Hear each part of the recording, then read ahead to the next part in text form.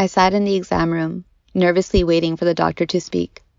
He looked up from reading my file and said, "Everything's fine. There was barely any endometriosis in there, so you should have no problem getting pregnant." That was 5 years ago. I was 32 and had just had my second surgery for endometriosis. I went off the birth control pill with hopes of having a child, but instead I lived through some of the most painful years of my life. I dreamed of having 4 kids, and as much as I wanted to get pregnant, I started dreading sex. My husband was very aware of my situation, but it just hurt so much. Not just during, but afterwards too. Sharp cramps and shooting pains would continue for days.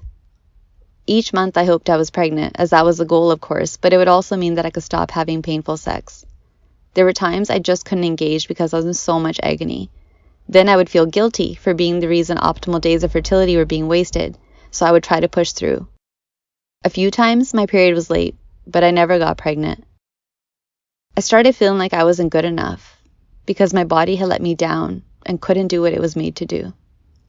For over 7 months I went through this brutal cycle. I was in the ER almost every time my period came, as the pain was too intense for me to manage at home. I wondered, do I really even want to have a kid if this is how my health is going to be?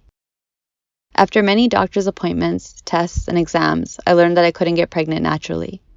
I was also diagnosed with adenomyosis, which only further complicated my situation. We stopped trying, and I went back on the pill. At that time, I felt that endometriosis had taken everything away. Work, social life, sex, kids, my mental wellness. After a 3rd surgery, I shared my story on social media to raise awareness. By doing so, I met others like me and felt less alone.